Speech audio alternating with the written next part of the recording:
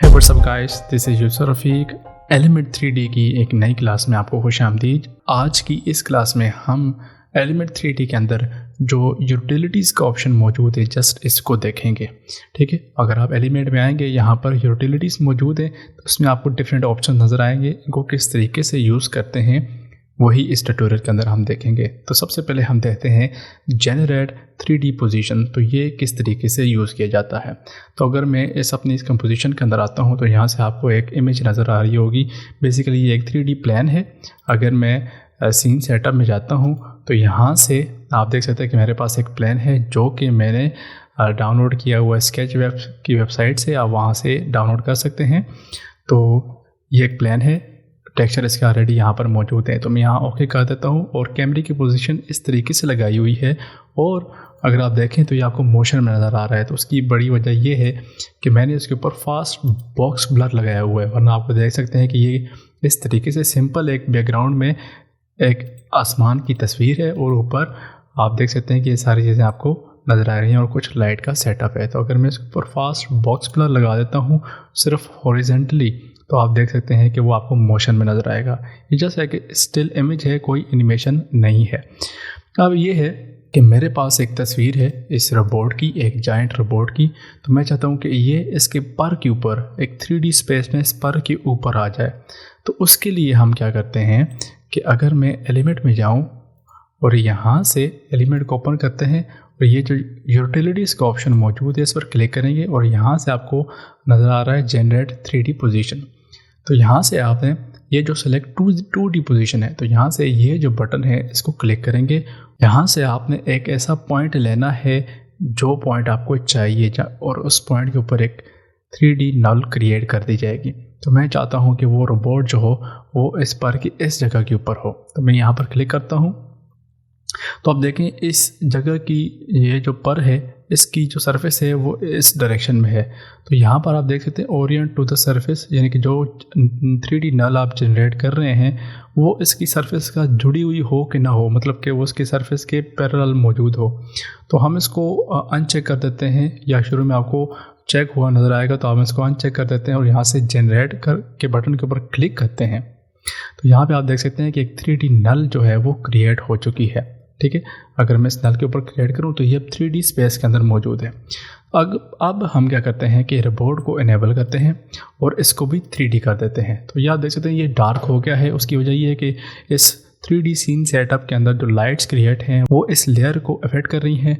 तो इसके ऊपर डबल क्लिक करेंगे और ये जो एक्सेप्ट लाइट है इसको ऑफ कर देंगे और ये जो एक्सेप्ट शेडोज़ है इसको भी आपने ऑफ कर देना है। ये हो गया। अब आपने क्या करना है, इस नल की पोजीशन को आपने कॉपी करना है। ये कॉपी कर दिया और रोबोट की पोजीशन के ऊपर आपने इसको कर देना है पेस्ट। ये पेस्ट हो गया। ये जो रोबोट है इसका स्केल जो है वो बहुत कम कर देते हैं, बहुत ही छोटा इतना कर देते हैं। और अब मैं इसको थोड़ा सा रोटेट करवाता हूँ, अपनी कंपोजिशन के हिसाब से इसको एडजस्ट कर लेता हूँ इस तरह। और इसका एंकर पॉइंट जो है हम ऊपर ले जाते हैं वाई एक्सिस में। तो ये अब इसका जो पाँव है वही इसका एंकर पॉइंट होगा। थोड़ा सा एक्स एक्सिस में भी मूव करवा लेते हैं इस तरीके से। तो अब ये जो रोबोट है ये आपके 3D सीन में बाकायदा उस पर के ऊपर मौजूद है। यहाँ से अगर आप रोटोस्कोप करना चाहते हैं वो लहदा बात है, वो आप किस तरीके से देखेंगे। अगर मैं इसकी रेजोल्यूशन को हाफ कर दूँ और यहाँ से अगर कीबोर्ड के ऊपर C को प्रेस करूँ, कैमरे को अगर मूव करवाते हैं तो वो आपको रोबोट जो है वो बाकायदा 3D सीन के अंदर दिखाई दे रहा है। ठीक है, क्योंकि वो उस पर वाली जगह के ऊपर मौजूद है। तो आप अपना कोई भी ग्रीन स्क्रीन एलिमेंट जो है वो ऐड कर सकते हैं। मिसाल के ऊपर लेट्स सपोज आपने अपनी कोई फोटो जो बनाई है ग्रीन स्क्रीन के ऊपर वो आप इधर पायलट की जगह ऐड करना चाहते हैं, या आप ये है कि इस जेट इंजन से कोई पार्टिकल एमिट करना चाहते हैं और आपको ये पॉइंट चाहिए, तो आप इस तरीके से नल जो है बाकायदा 100% श्योर इसी जगह की नल क्रिएट कर सकते हैं। तो ये एक बेस्ट तरीका है नल को क्रिएट करने का। दूसरा फ़ायदा क्या है, मेरे पास ये एक एडोबी इलस्ट्रेटर की फ़ाइल है, हमारा लोगो जो है, मैं इसको लेयर में जाके ऑटो ट्रेस करता हूँ और यहाँ से कॉर्नर राउंडेड जो है ये 0% कर देता हूँ और अप्लाई कर देता हूँ। तो ये देख सकते हैं कि एक दूसरी लेयर के ऊपर, सॉलिड लेयर के ऊपर ये मास्क क्रिएट हो चुके हैं। हम दोनों को इनविजिबल कर देते हैं। एलिमेंट में जाते हैं, यहाँ से कस्टम लेयर में जाते हैं, कस्टम टेक्स्ट में जाते हैं और यहाँ से जिस लेयर के ऊपर मास्क बने हुए हैं उसको सिलेक्ट करना है और यहाँ सोर्स से मास्क को सिलेक्ट कर लेना है।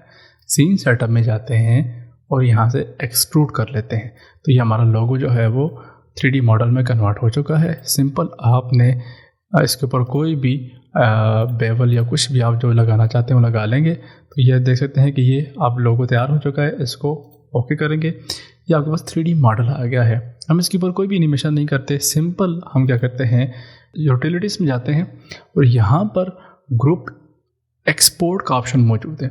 यानी कि आप ये चाहते हैं जो आपके पास मॉडल बन चुके हैं उनको आप एक्सपोर्ट कर लें। यानी कि मैं चाहता हूँ ये जो मेरा मॉडल बन चुका है लोगो का, इसको मैं एक्सपोर्ट कर लूँ OBJ फाइल में।